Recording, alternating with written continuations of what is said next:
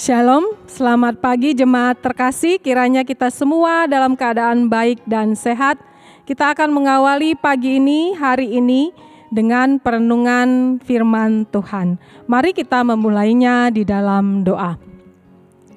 Bapa kami sangat-sangat bersyukur ya Tuhan untuk setiap kebaikan Tuhan yang selalu baru setiap pagi.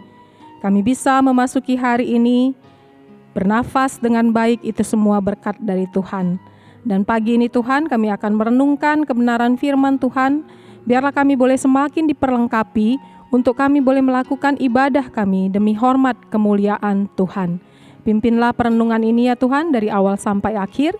Di dalam nama Tuhan Yesus kami berdoa, kami mengucap syukur. Amin. Ya jemaat yang terkasih, pagi ini saya memberikan tema kebaikan hati. Sekali lagi, kebaikan hati. Kita akan membaca kebenaran firman Tuhan dari Filipi pasal yang keempat, ayat yang kelima, yang berkata demikian. Hendaklah kebaikan hatimu diketahui semua orang. Tuhan sudah dekat. Kemudian kalau kita membaca versi Inggrisnya, let your gentle spirit be known, the Lord is near. Nah, jemaat yang terkasih, manusia itu diciptakan Tuhan sebagai makhluk sosial. Nah, sebagai makhluk sosial tentunya setiap manusia membutuhkan orang lain. Dalam arti manusia tidak bisa hidup sendirian. Nah, ini juga berarti bahwa manusia itu dalam memenuhi kebutuhannya itu akan sifatnya saling mengisi. Terkhusus dalam hubungan kekeluargaan, persahabatan, organisasi atau pekerjaan, aktivitas untuk saling mengisi ini akan terlihat sangat jelas. Nah, namun ternyata beberapa kali saya ada mendengar terjadinya perselisihan di dalam keluarga, bahkan di dalam tempat kerja. Nah, perselisihan ini terjadi tentu saja karena ada orang-orang yang sifatnya egois dan suka marah-marah. Nah, pernah saya ada mendengar seseorang yang berkata seperti ini, tuh lihat si A, dia sudah ketahuan salah, tapi malah dia yang lebih galak. Kemudian saya juga pernah mendengar orang lain berkata seperti ini, tuh lihat si B, kalau tiba ada pembagian jatah pasti dia akan minta jatahnya duluan. Tetapi giliran kita tagih kewajibannya, maka dia akan selalu menghindar dengan berbagai alasan. Nah, jemaat yang terkasih, mungkin kita juga pernah menyaksikan sendiri ada saja orang yang berbuat kasar dan tidak pernah berbelas kasihan kepada orang lain. Nah, di jalan misalnya, ada saja orang yang sudah jelas-jelas salah, kemudian dia menabrak, tetapi ketika dia ditanya, dia langsung marah-marah. Nah, tujuannya supaya apa? Tujuannya supaya orang yang bertanya ini merasa takut dan tidak jadi menuntut atas kesalahan yang telah dibuatnya. Nah, orang-orang yang seperti ini adalah contoh dari orang-orang yang memiliki hati yang jahat. Hati yang tidak menunjukkan kebaikan hati, kelemah lembutan, bahkan kalau kita melihat tidak berbelas kasih. Nah, jemaat yang seperti yang kita baca tadi, firman Tuhan berkata, hendaklah kebaikan hatimu diketahui semua orang.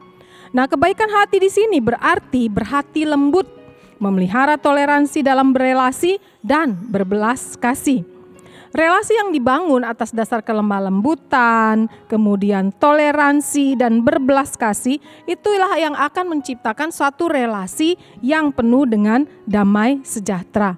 Itulah sebabnya kalau kita melihat ayat ini muncul setelah ada perselisihan yang terjadi di ayat sebelumnya, ayat 1 dan 2, yaitu perselisihan yang terjadi antara Yudia dan Sintike.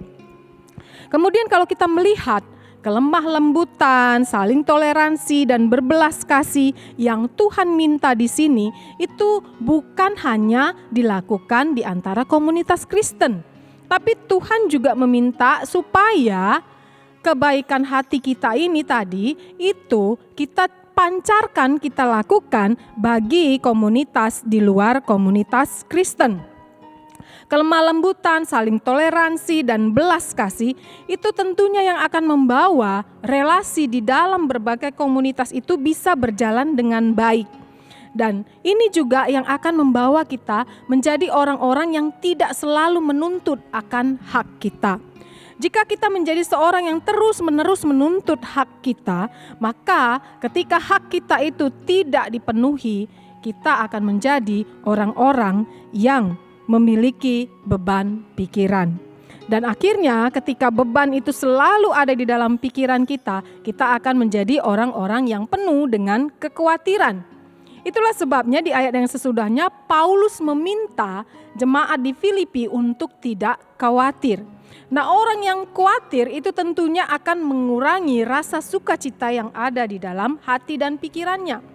Untuk itulah di ayat yang keempat, Paulus itu mengajak jemaat untuk bersukacita. Ada penekanan karena Paulus menekankan tulisan bersukacitalah sebanyak 2 kali. Nah, untuk itu sebagai orang yang sudah percaya kepada Kristus, mari kita memancarkan sukacita. Mari kita memancarkan kebaikan hati kita yang dipenuhi tadi dengan kelemah lembutan, saling toleransi, kemudian penuh dengan belas kasih. Kita pancarkanlah itu semua, kita pancarkan kebaikan hati kita itu di tengah-tengah komunitas Kristen yang ada di sekitar kita, bahkan di tengah-tengah komunitas yang belum percaya. Maka dengan demikian kita adalah orang-orang yang layak disebut sebagai murid Yesus. Amin. Mari kita berdoa. Bapa kami yang di sorga, kami mengucap syukur ya Tuhan kalau kami diingatkan untuk melakukan kebaikan hati. Karena Tuhan meminta kami menjadi umat yang senantiasa penuh dengan lemah lembut, penuh dengan toleransi dan penuh dengan belas kasih.